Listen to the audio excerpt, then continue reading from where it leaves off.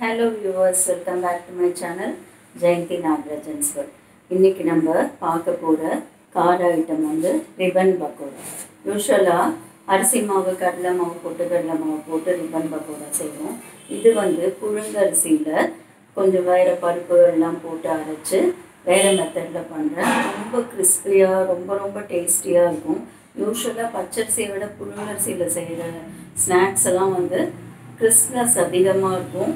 ரொம்ப நாளைக்கு அது ரீட்டெயினும் ஆகும். டேஸ்ட் டிஃப்ரெண்ட்டாக இருக்கும். லைட்டாக ஃபீல் ஆகும் நமக்கு. ஸோ அந்த மாதிரி புழுங்கரிசியை வச்சு நம்ம இன்றைக்கி ஒரு ரிப்பன் பக்கோடா எப்படி பண்ணுறதுன்னு பார்க்கலாம். இதுக்கு முன்னாடியே நான் புழுங்கரிசி, இட்லி அரிசியை வந்து ஊற வச்சு கிரைண்டரில் அரைச்சி பொட்டுக்கடலை மாவு போட்டு அந்த மாதிரி மெத்தட் வந்து ஏற்கனவே காட்டிட்டேன். பட் இது அந்த மாதிரி இல்லாமல் மிஷினில் அரைச்சி பண்ணுற மாதிரி புழுங்கரிசியோட சில பருப்புகள், பொரி அரிசி எல்லாம் போட்டு மாவு ரெடி பண்ணி எப்படி பண்ணுறதுங்கிறத நம்ம இப்போது இந்த வீடியோவில் பார்க்கலாம். ரொம்ப டேஸ்ட்டாக இருக்கும். ட்ரை பண்ணி பாருங்கள். சூப்பரான இட்லி அரிசியில் செய்கிற ரிப்பன் பக்கோடா எப்படி பண்ணலான்னு பார்க்கலாம். இதுக்கு இந்த டம்ளரால் 4 டம்ளர் இட்லி அரிசி, நான் ரேஷன் இட்லி அரிசி தான் எடுத்துட்டுருக்கேன். அதுக்கு 4 டம்ளர் இட்லி அரிசிக்கு 1/2 டம்ளர் கடலை பருப்பு, 1/2 டம்ளர் பொட்டுக்கடலை. நீங்கள் எந்த டம்ளரில் எடுக்கிறீங்களோ அதிலே தான் எல்லா மெஷர்மெண்ட்டும் பண்ணணும். 1/2 டம்ளர் பொட்டுக்கடலை, 1/2 டம்ளர் குண்டு உளுத்தம்பருப்பு, 3 1/2 கப்பு. 5 கப் அரிசிக்கு 1/2 கப் கடலைப்பருப்பு, 1/2 கப் பொட்டுக்கடலை, 1/2 கப் உளுத்தம்பருப்பு. அவ்வளோதான். நான் மிளகாயும் சேர்த்து போட்டே மெஷினில் அரைச்சின்னு வந்துட்டேன். உங்கள் ஊரில் அரைப்பாங்கன்னா நீங்களும் மிளகா சேர்த்து போட்டுக்கலாம், ஒரு 10 மிளகா. இல்லைன்னா காரப்பொடி தனியாக போட்டுக்கலாம். இப்போ நான் ஜிப்பு மாதிரி இருக்கிற இந்த ரிப்பன் அடிச்சு தான் யூஸ் பண்ண போகிறேன். இப்போது மாவு அரைச்ச மாவை போட்டுண்டாச்சு. இதுக்கு தேவையான உப்பு, பெருங்காய தண்ணி, நான் கட்டி பெருங்காயத்தை தண்ணியில் கரைச்சி வச்சுருக்கேன். பெருங்காய தண்ணி, வாசனைக்காக கொஞ்சம் பட்டர். நம்ம வந்து ஹாட் ஆயிலும் ஊற்ற போகிறோம். அதனால் 1 டீஸ்பூன் மட்டும் நான் வாசனைக்கு பட்டர் போட்டுக்கிறேன். இப்போது இதெல்லாம் வந்து நம்ம நல்லா மிக்ஸ் பண்ணணும். ஹாட் ஆயில் ஒரு கரண்டி, ஒரு சின்ன குழி கரண்டி ஊற்றின்ட்டுருக்கேன். கிட்டத்தட்ட ஒரு 30 to 40 ml ஊற்றின்ட்டுருக்கேன்.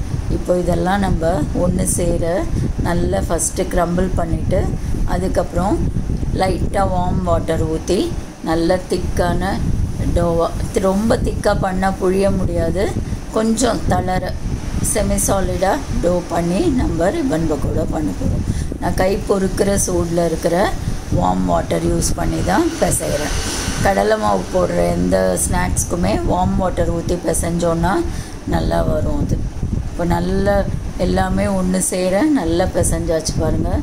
இது கிட்டத்தட்ட இந்த சப்பாத்தி மாவு மாதிரி தான். பிசைஞ்சிட்டு எவ்வளோக்கு எவ்வளோ அழுத்தி பிசைகிறோமோ அவ்வளோ ஸ்மூத்தாக வரும் நமக்கு ஸ்நாக்ஸு. இந்த மாதிரி சிலிண்டர் ஷேப்பில் பண்ணி வச்சுக்கலாம். அதுக்கு முன்னாடி உப்பெல்லாம் போடுமான்னு டேஸ்ட் பண்ணி பாருங்கள். இன்கேஸ் இதுக்கப்புறம் உப்பு போடலைன்னா திருப்பி எல்லாத்தையும் சேர்த்து பிசையணும் நம்ம. ஸோ இப்போது நான் ஜிப் மாதிரி இருக்கிற அச்சை எடுத்து இதில் போட்டுக்க போகிறேன். இதில் லைட்டாக எண்ணெய் தடவலாம். அந்த மாதிரி ஒரு பிளெயின் அச்சும் இருக்குது. அடுத்தது அதில் போட்டு காட்டுறேன். லைட்டாக எண்ணெய் தடவிட்டு நம்ம இந்த மாவை போட போகிறோம். மாவு கொஞ்சம் திக்காக இருக்கிற மாதிரி இருக்குது. இன்கேஸ் புழிய வரலன்னா கொஞ்சம் தண்ணி ஊற்றி பிசைஞ்சிக்க வேண்டியதுதான். புழுங்கரிசி வந்து கொஞ்சம் புழியறது கொஞ்சம் பச்சரிசி அளவுக்கு ஈஸியாக இருக்காது, கொஞ்சம் டஃப்பாக இருக்கும். ஆனால் நம்ம தளர பிசைஞ்சோன்னா அந்த ப்ராப்ளம் சால்வ் ஆகிடும். இப்போ எண்ணெய் சூடாக இருக்கான்னு நம்ம போட்டு பார்த்தோம். எண்ணெய் சூடாகிடுது. இப்போ பார்த்திங்களா, புழியறது கொஞ்சம் கஷ்டமாக இருக்கிற மாதிரி இருக்குது. ஸோ நான் வந்து இப்போ திருப்பி இன்னும் கொஞ்சம் தண்ணி தெளித்து பிசைஞ்சு தான் பண்ண போகிறேன். இப்போது இதை தண்ணி தெளித்து நல்ல செமி சாலிட் ஃபார்மில் நம்ம நல்லா பிசைஞ்சு எடுத்துக்கணும். ஓமப்பொடி மாவு கூட ரொம்ப திக்காக பிசைஞ்சோன்னா புழிய வராது. கொஞ்சம் தளர பிசைஞ்சால் தான் நமக்கு ஈஸியாக புழிய வரும். இப்போ மாவு பிசைஞ்சாச்சு. இதை வந்து ஃபில் பண்ணி நம்ம சரியாக வருதான்னு புழிஞ்சு பார்க்கலாம். இப்போ இந்த மாதிரி கொள்ளன்னு இருக்கு இல்லையா, இந்த மாதிரி இருக்கும்போது நம்ம புழியறதுக்கு கொஞ்சம் ஈஸியாக வரும். இப்போது எண்ணெய் சூடாக எடுத்து நம்ம புழிஞ்சு பார்க்கலாம். இப்போ பார்த்திங்கன்னா ஈஸியாக வருது இல்லையா. ஃபஸ்ட்டு வந்து அழுத்தவே முடியல, ரொம்ப டஃப்பாக இருந்தது. இப்போது தண்ணி ஊற்றி அதை தளர்த்தின உடனே கொஞ்சம் ஈஸியாக வருது. நம்ம ஒரு இது பண்ணும்போது நிறைய மிஸ்டேக்ஸ் வரும். அதை எப்படி ரெக்டிஃபை பண்ணுறதுங்கிறத கற்றுனோன்னா சமையல் ரொம்ப ஈஸியாக வந்துடும் நமக்கு. இப்போ பார்த்திங்கன்னா தானாகவே மேலே எழும்பி வந்து சூப்பராக அழகான கலரில் வந்துடுது இல்லையா? அவ்வளோதான், ரிப்பன் பக்கோடா ரெடி. இப்போது இதையே நான் பிளெயின் அச்சில் போட்டு காட்டுறேன். முன்னாடி ஜிப் அச்சில் போட்டேன், இது வந்து பிளெயின் அச்சு. இந்த மாதிரி எண்ணெயிலேருந்து தானாக மேலே எழும்பி வரும். அப்போது ஒரு தடவை திருப்பி போட்டுட்டு கொஞ்சம் நேரம் குக் பண்ணிவிட்டு நம்ம எடுக்கணும். இப்போ மேலே லைட்டாக தெரிய ஆரம்பிக்கிறது பாருங்கள், ஹாஃப் குக் ஆகி. இந்த ஸ்டேஜில் நம்ம இதை திருப்பி போடுறதுக்கு ட்ரை பண்ணலாம். இப்போ இதை திருப்பி போட்டுடலாம். இப்போ திருப்பி போட்டு ஒரு 1 or 2 minutes நல்லா குக் பண்ணிட்டோன்னா சூப்பரான ரிப்பன் பக்கோடா ரெடி ஆகிடும். இப்போ பார்த்திங்கன்னா நல்லா குக்காகி தானே மேலே எழும்பி வந்துடுது. பழன்னு எவ்வளோ நல்லா இருக்குது பாருங்கள். பெட்டி பெட்டியாக அப்படியே பல்ஜாயி உப்பி வந்திருக்கு பாருங்கள். இந்த பாட்டி சொல்லுவாங்க ரிப்பன் பக்கோடா அப்படியே பெட்டி பெட்டியாக வரணும்னு. அந்த மாதிரி வந்திருக்கு பார்த்திங்களா? சூப்பராக அழகாக ரெடியாகி வந்திருக்கு.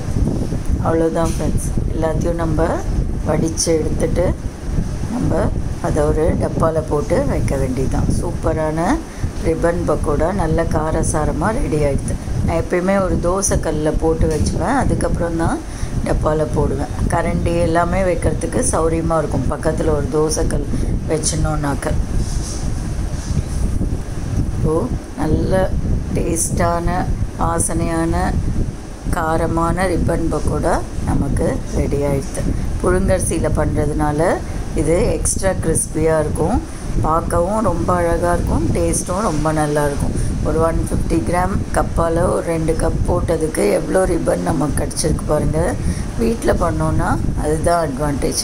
இப்போ நான் உடைச்சி காட்டுறேன். டக்குன்னு தொட்ட உடனே உடையிறது பாருங்கள். கிறிஸ்பாகவும் இருக்குது, அதே நேரம் நல்ல சாஃப்டாகவும் இருக்குது, பல்ல குத்துற மாதிரி இல்லாமல். இந்த அச்சில் பண்ணதும் சூப்பராக அப்படியே அழகாக பல்ஜாய் பெட்டி பெட்டியாக வந்திருக்கு பாருங்கள். இதையும் உடைச்சி காட்டுறேன். நல்லா பிரமாதமாக வந்திருக்கு நமக்கு ரிப்பன் பக்கோடா. கொஞ்சம் காரம் போட்டு பண்ணுறதுனால இந்த ஸ்நாக்ஸ்லாம் ரொம்பவே டேஸ்டியாக நல்லாயிருக்கும். சாப்பிடணும் போல் நமக்கு பார்த்தாலே தோணும். இதை நான் கண்டெய்னருக்கு மாற்றி காட்டுறேன். எவ்வளோ ஈஸியாக நிறைய வந்திருக்கு பாருங்கள். நம்ம வீட்டில் பண்ணோன்னா கடையில் வாங்கிறதோட நம்மளே ஹைஜீனிக்காக நல்ல எண்ணெயில் நம்ம பண்ணுறோம். நல்ல வாசனையாக நல்லாயிருக்கும். நம்ம ஒரு தடவை பண்ண கற்றுன்ட்டோன்னா நம்ம கடையில் வாங்கவே மாட்டோம். நம்மளே என்ன தெரியறதோ அதை பண்ணிக்கலான்னு பிளான் பண்ணிவிடும். இது கொஞ்சம் மாவு பண்ணதுக்கே ஒரு டப்பா ஃபுல்லாக வந்திருக்கு பாருங்கள். ஒரு எவர் சில்வர் கண்டெய்னர் ஃபுல்லாக நமக்கு வந்து மிச்சம் வேறு இருக்குது இந்த பிளேட்டில். ஸோ நீங்களும் பண்ணி பார்த்து ஃபீட்பேக் அனுப்புங்க. தேங்க்ஸ் ஃபார் வாட்சிங். Happy Deepavali to one and all.